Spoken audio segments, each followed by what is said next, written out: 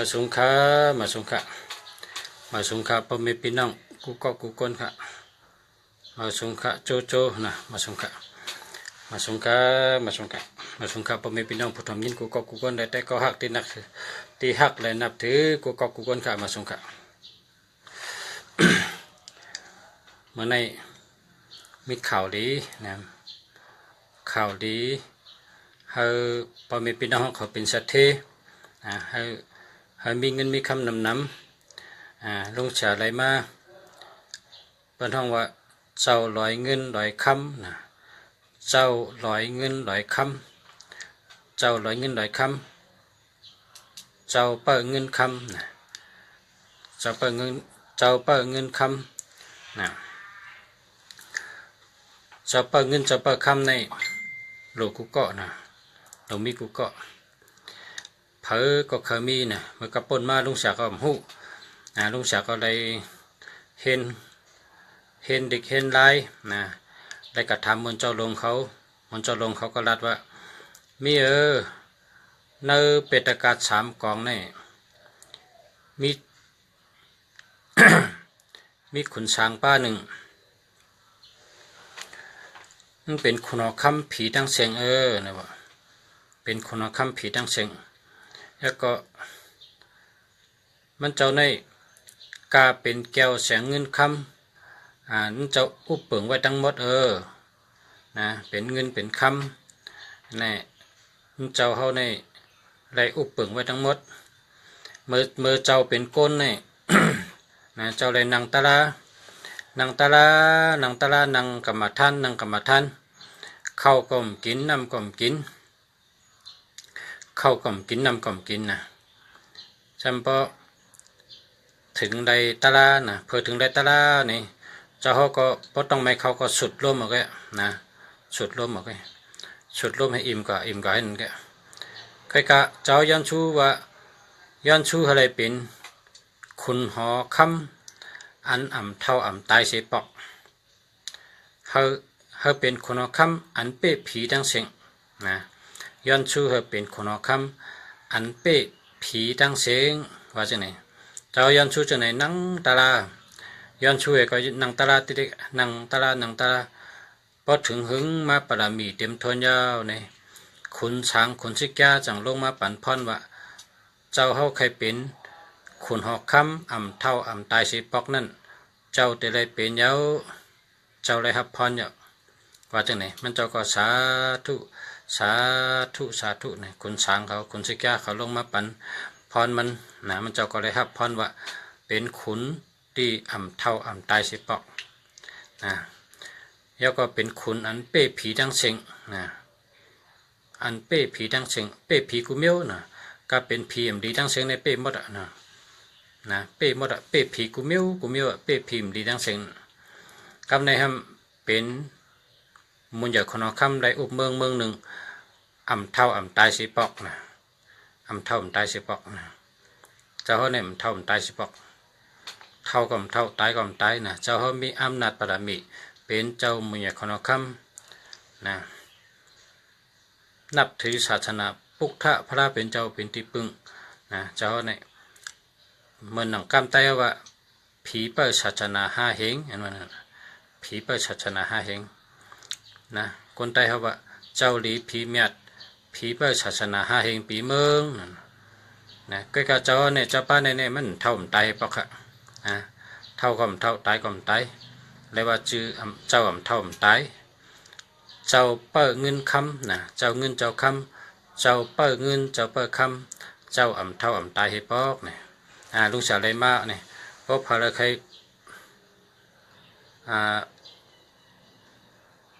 ใครเนี่ยก็เพราะใครก็สั่งมาที่ลุงสาวได้ไหมมันเจ้าเขาเป่าเต้ๆวะนะมันเจ้าเขาเป่าเป็นคัดพยาจำบัดเทเอาไม้กุยในล้อมให้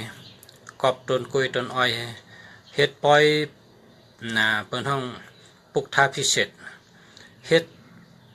11 วัน11 วันเปิ้น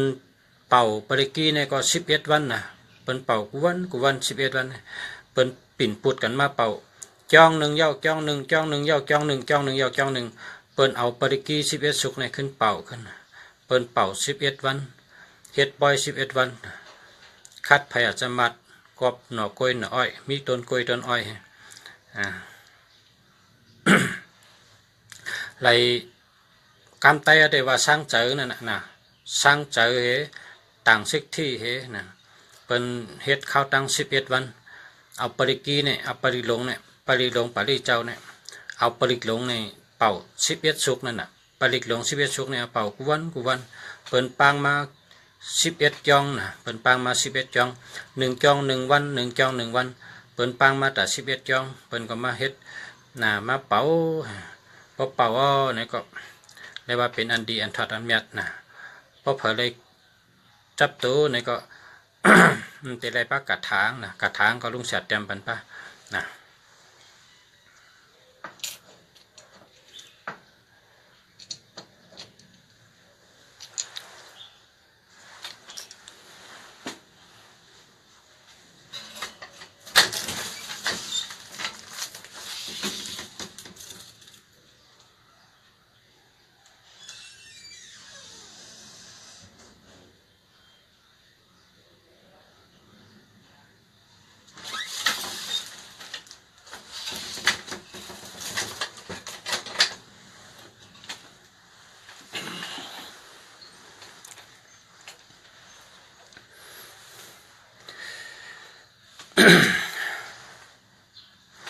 มาสุขะพ่อแม่พี่น้องเขาผู้ทำยันเขา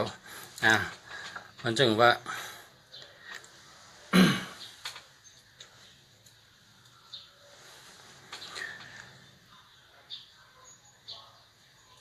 คนเฮากูเกาะเฮาอะไรสองไว้นะมันในเมืองเขก็เขาเฮ็ดในเมืองเขเนี่ยเขาก็ต่างชื่อเป็นกามเขว่าเทพพระเจ้าแห่งโชคลาภนะว่าพระปิ่นกำไทยเทพพระเจ้าแห่งโชคลาภกามเขได้ว่าชินสีเอะเนี่ยว่าความเขนะจือเขว่าชินสีเอะชินสีเอะเนี่ยก็ป่องกำไทยเนี่ยก็บอกว่าเทพพระเจ้าแห่งโชคลาภประหลาดกำไตก็เทพเจ้าเนี่ยบอกว่าขุนช้างนะขุนช้างเจ้าขุนช้างผู้ปันโชคลาภเนี่ยกำไตเขาเจ้าขุนช้างผู้ปันโชคลาภนะในปิฎกสามกองเต็มไว้ว่าพอเผยเลยก็ไก่เจ้าเฮาพอเผยเลยปูจาเจ้าเฮาพอเผยเลยนับถือเจ้าเฮานะเจ้าเฮาก็ขึ้นปั่นพรเฮาก้นผู้นั่นเลยเป็นก้นมีเลยเป็นก้นหมักก้นมีนะเลยเป็นก้นมีก็เพราะฉะนั้นแหละสั่งว่าเผยผู้เหลือใครเอาปูจาใครโก้ไก่นี่ก็สั่งมาติลุงสละนะสั่งมาติลุงสะแต่ลุงสะได้ส่งปันนะติลุงสะในมี3เมลเนาะนะเหมือนจังหนังเจ้าเสียต่อลงเมืองเก้งตุงเจ้าเสียย่องกองมุคำอะไรมาปันไว้อันนั้นทำเป็นต้องนะเป็นแคปต้องว่าหนูกินนมแมวเนี่ยหนูกินนมแมวอันนี้ก็มีนะ1อันนี้ก็เฮง2 ปากนะ1อันเฮง2 ปากแล้วก็มีทั้งแมงบูนะแมงบูนี่ก็แมงบูเงินแมงบูคำนี่ก็1อันนี้เฮง2 ปากไปนะแล้วก็มาทั้งเจ้าปะเงินคำนะอันนี้ก็1อันก็เฮง2 ปากนะแล้วก็มาด้วยทั้งหมายพงหมายจักรลาดอันพ่อแม่พี่น้องเขาอะไรนั่นนะนี่ก็1อันนี่ก็เฮง5 ปากก็มีนะเฮง5 ปากก็มีตั้งเตียวเฮง5 ปากขึ้นกว่าตั้งหรือ2เฮง3เฮงจะไหนนะ6เฮงเห็นไหม เพราะว่า มีเงินนำก็เชื่อนกากางนะพอมีเงินเกะก็เชื่อนปอปอนะ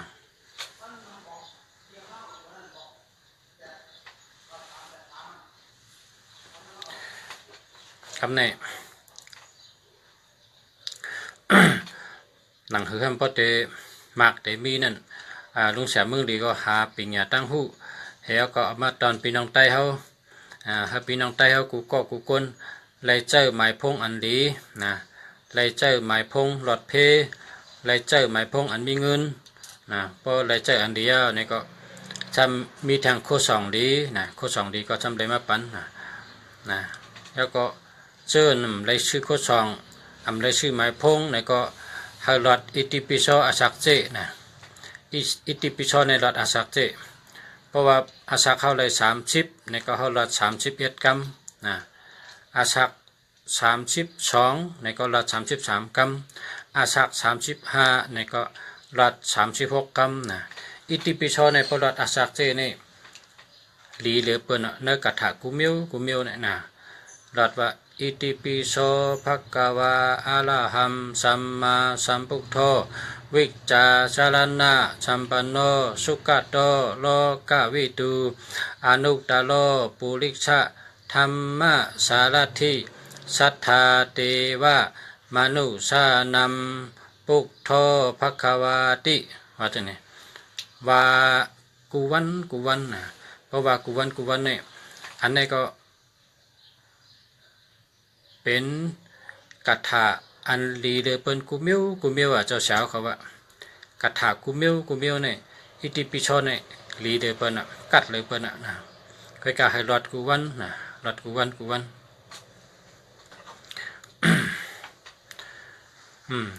แล้วก็ทางหนังหือเฮาได้มีจกมีลาบหนังหือเฮาได้มีเงินมีคำนำในเพราะว่าหมายพงเดียวนี่ก็หรือไรบตันโดยเลยลองซ้อมก่อนลองซ้อมกับชื่อเข้าดีพักหวานให้ลองซ้อมเจ้าสั่งจอมตั้งจอมกันจอมจ้องนะใกล้ๆลองซ้อมพอลองซ้อมในก็ลาบหลีนะพอลองซ้อมในลาบหลีหากินง่ายใกล้ถูกหวยนะห้ามแทงปล่อยปลานะเป็นเฮาหันปลาตรงๆในเฮาชื่อกับปล่อยที่น้ำนะเฮาปล่อย1 ตัว 2 ตัว 3 ตัว 8 ตัวแล้วก็กำใจเฮาน่ะพอเฮามีเงินนำเฮาก็ซื้อนำนะปล่อยนกปล่อยปลาเนี่ยมันดีนะปล่อยนกปล่อยปลาแล้วก็อันเฮ็ดเที่ยวเป็นการมักมีดีเนี่ยไวพลาเนาะลอดอิติปิโสลองซ้อมเนาะปล่อยนกปล่อยปลาปล่อยสัตว์เนาะซื้อไม้พงดีๆนะพอซื้อไม้พงดีแล้วก็มีเจ้าผีเปิ้เงินเปิ้คำนะอนุจะเอามาเนี่ยนะผีเปิ้เงินเปิ้คำนะ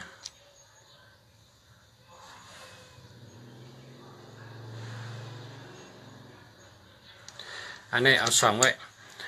เฮาไว้เงินก็เลยก็เฮาไว้กันนั่นนะเฮาไว้ที่เฮาเก็บเงินนั่นไว้ที่เฮาเก็บเงินหอมเงินจูบเงินนะไว้กันนั่นไว้ที่ไว้เงินไว้คำนั่นที่อันนี้เป็นว่าเจ้าเปิดเงินคำนะปักอะไรเนี่ยก็สั่งมาที่ทุ่งสาเมืองดีนะอันแต่ส่งปัญจุเจ้า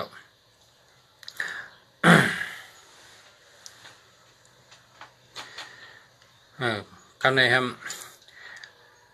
นำปัดพงก็เจออันดีนะพงดีก็เจอต่อป้อมดีก็เอาเปียเทก็ตูใจเฮาเพราะว่าเฮาจัดปานเฮาเนี่ยพอเฮาหมอลุมลาพอหมอคัดเจอเกี่ยวจ้าพอเฮาปกป้องอะไรพวกนี้เพราะว่าเฮาก็แคมสะนะจัดปานเฮาก็แคมสะมักมีขึ้นใหญ่เมื่อสูงนะมีเงินมีคำมีอาศักยืนยาวนะอันนี้ก็มันเป็นอันดีนะก็เพราะฉะนั้นแหละลุงสาเขาหลีวันเดเมืองมาเลยเก็บหอมตอมจุตั้งหูตั้งหันตัวทบเพลมาต่อแต่แค่นี้เฮอพอมีพี่น้องเขานะเลยเอาเก็บเจอเป็นตั้งหูแก้มตัวกะนะ อันลุงสามาในเด็ดตาเตเป็นชัดที่จัดในปันในคำเดียวนะเดี๋ยวมาลัดในสุเจ้าเนี่ยลัดกัถาอิติปิโสก็จัดในคำเดียวอะไร ปล่อยปลาปล่อยนกปล่อยสัตว์แลจูงจัดในกำเดียวลองซ้อมก็แลจูงกำเดียวหลอดอิติปิโสก็แลจูงกำเดียวชื่อหมายพงหลีชื่อหมายจากลาติเจออันนี้ก็แลจูงกำเดียวแล้วก็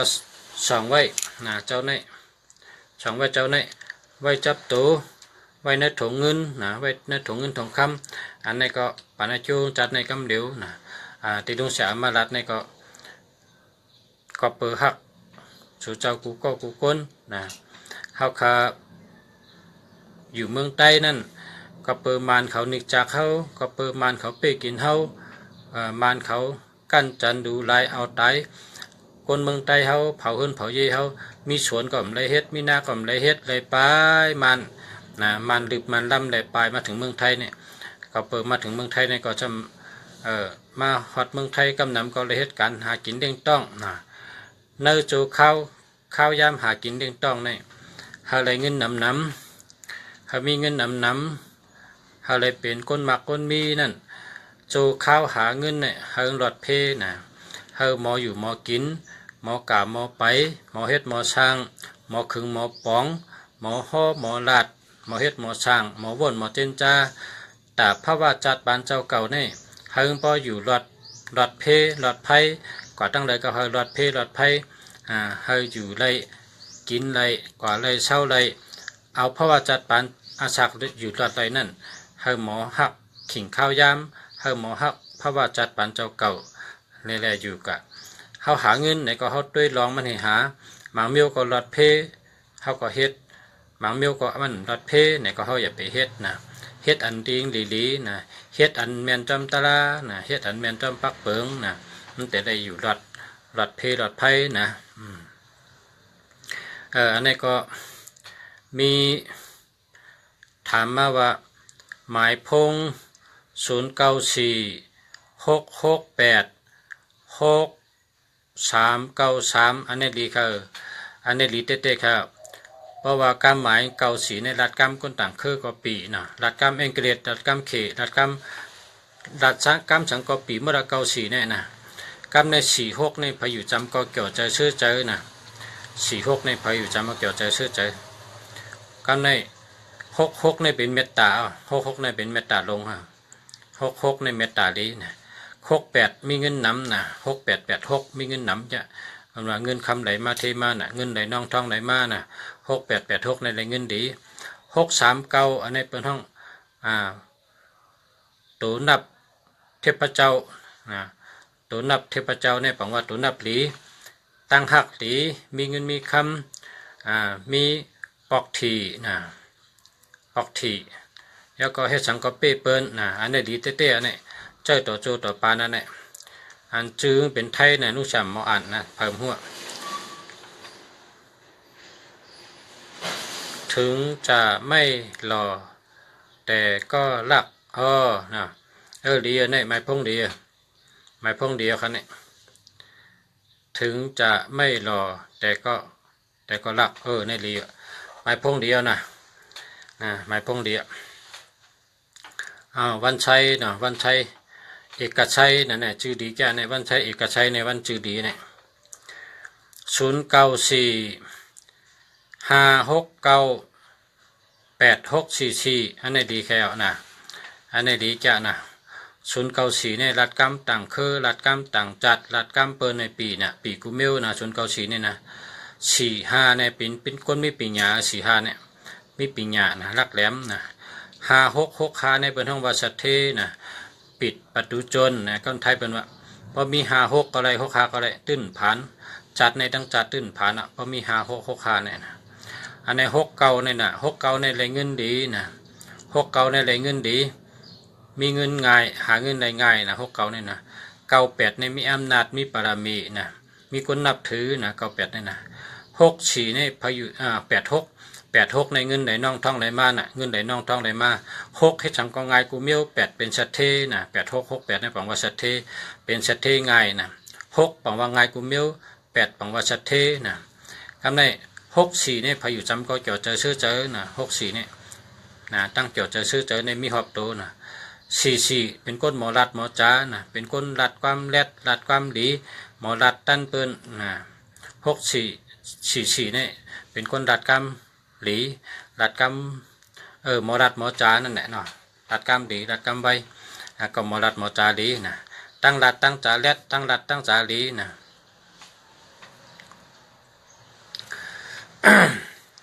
จังหวัดหมายพงในก็ใจอันดีลีนะหมายพงก็เฮลีพอหมายพงเหลียในก็เฮคัดจะหาเงินหาคำเหตุการณ์นำเหตุการณ์ใกล้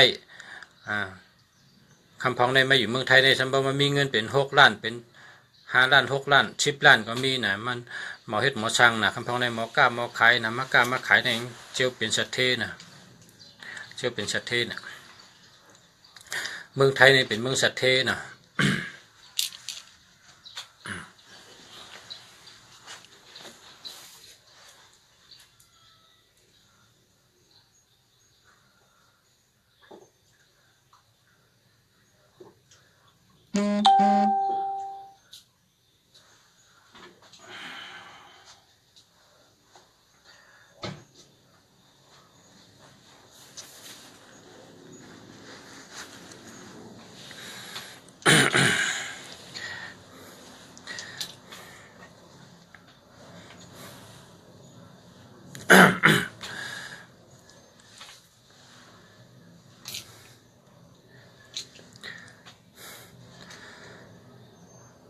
มีเผยถามเยอะเนาะ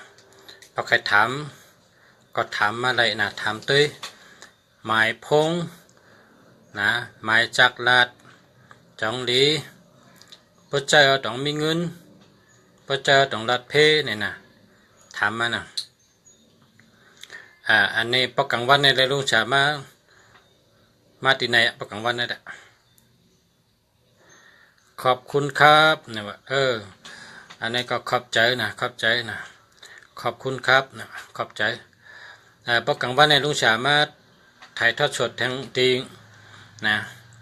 เพราะว่าปกกลางคืนทำทางตีงหนังหึงแต่ไรเจียวหู้กันนะเจียวป่องกันนะเฮ้เจ้าหมายพงดีๆหมายพงในป้อมดีเนี่ยอย่าไปเจ้อันที่หมายพงดีในมีอยู่1221ตั้งหักดีเปิ่นหักเขาเปิ่นหักเขา1221เนี่ย12ก็ดี21ก็ดีนะเปิ่นหักนะกำในฮำ1331นะจะlàm ngay đó sai giờ chở cam nè đó sai giờ chở cam chở biếtจะlàm ngay nè chở vay nè 1331 1881ในก็ญาแหลนนะญา8ญาแหลนนะ1881เนี่ย2772อันนี้มันมีเงินนะมันมีเงิน2772เนี่ยกันใน3773อันนี้ญาเพนะเพนำหนัก3773เนี่ยคำในห้ำนะ6776อันนี้จำเป็นว่ามวยดงเนี่ยมีทั้งก็มวยกุมเยอะตันเป็นก็เป็นตันรู้ก็รู้ตันตายก็ตายตันญาเพก็ญาเพนะอันนี้เป็นว่า6776ดิโกนะ6776ในดิโกนะ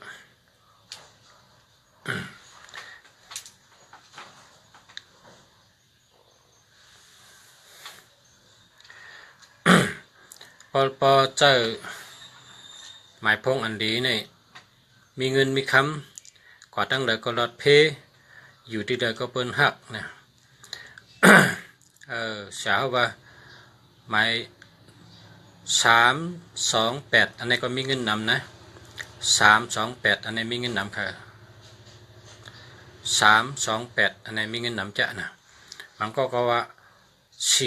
428ก็มีเงินนำแบบ428 328อันนี้มีเงินนำนะมันก็ว่า828ในมีเงินนำนะ828นะก็ใน8289อันนี้เป็นห้องวันนกข้างสะนะมีเงินนำความไตเดียวนกยุงนี่ก็นกยุง8289 828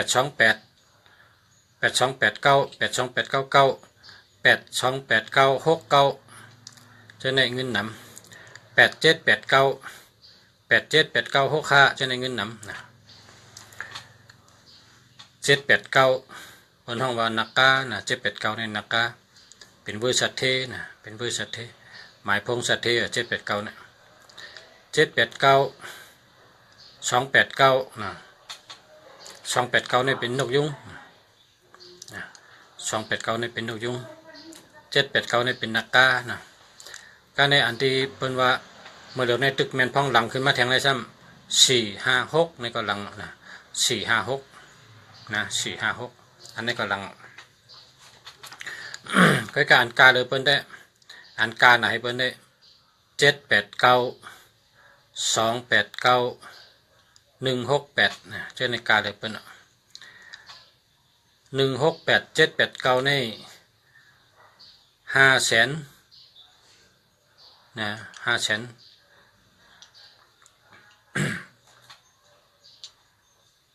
500,000เงินไทยกันนะบางทีก็ไม่ถึงบางทีก็250,000ก็มีอยู่350,000ก็มีอยู่ตั้งขายในก็เป็นขายไผ่ขายมันนะตั้งซื้อตั้งขายได้ขายเผอขายมันก็นะขายไผ่ขายมันก็คำพองก็ขายกะคำพองก็ไม่ขายกะนะมันอยู่ที่เขาอุบกันนะตั้งกะตั้งขายเนี่ยเปียวยากันก็ฮือก็ขายได้นะ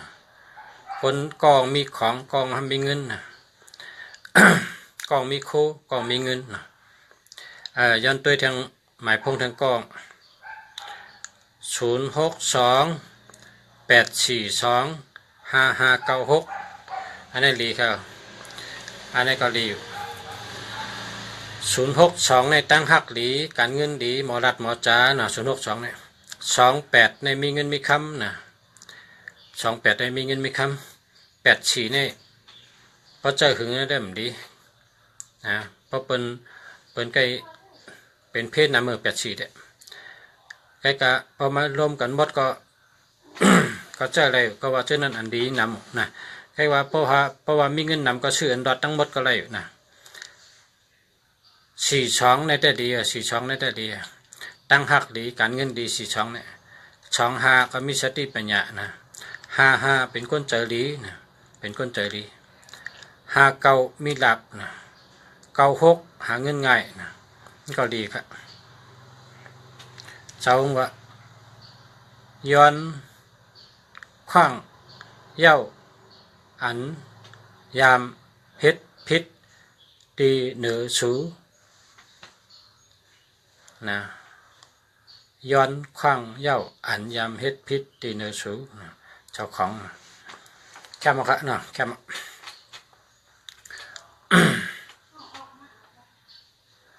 แค่มาครับเดียวกันนะพอเจออันดีๆก็เอาอันดีๆให้เป็นมังกรดีก็3663 4664 5665 9669 9669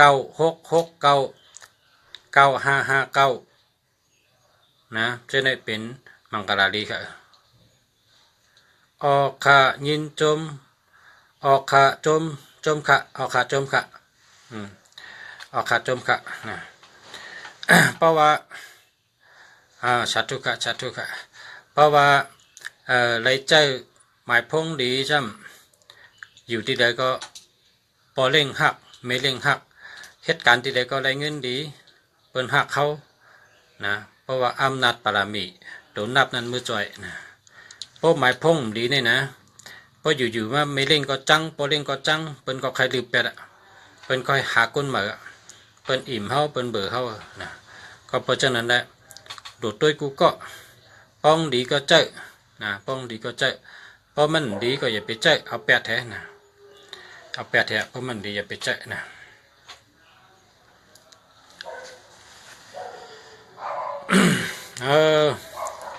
เมื่อในมาหบมาหันมาแทงเครื่องเนี่ยแทงเครื่องพอมีพี่น้องเขาก็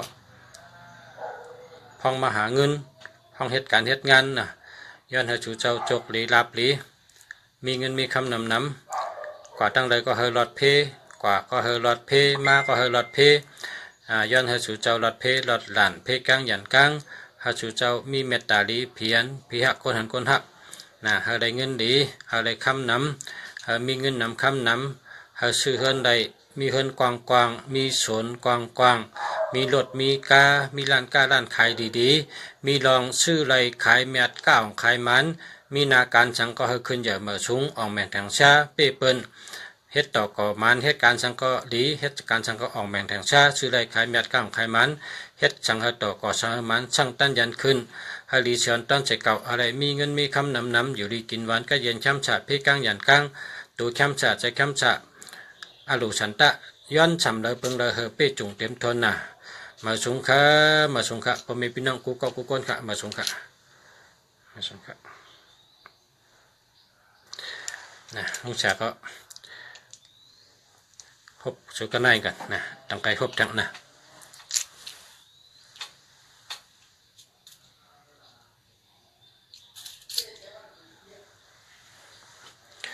มาสงค่ะมาสงค่ะขอบคุณกูก็กูก้นขอบใจกูก็ค่ะขอบใจใหญ่นน้ำที่เฮ็ดก็ลุงชาถ้าเป็นไต้ก็กันเนาะถ้าเป็นไต้ก็กันกว่าเข่งกำพะนะให้ฮักกันเข่งกำพะให้เป็นไต้ก็กันกว่าเข่งกำพะค่ะให้เลยปิญญากูก็ให้หมอปิญญากูก็ให้รักแหลมให้ปิญญาตัวตอนกูวันกูเข่งกูย้ำกูมือกูวันกูปีกูเลินกูจัดกูปันให้มีปิญญานำให้ญาปอลีเมลีเจ้าคือลีพี่น้องลีชาสมาลีเกิดญาติลีตีเมียดให้ได้เห็นปิญญาหมอนำปิญญารักแหลมช้ำกะมีว่าไต้ก็ลีชาสมาลีปอเร่งลีเมเร่งลีชื่อเสียงดีเงินดีคำดีปิญญาดีทับสังตานะศีลปารามีต่อถึงฮอตตินิปานข้ามฉาคาเนาะมาสงขะมาสงขะมาสงขะ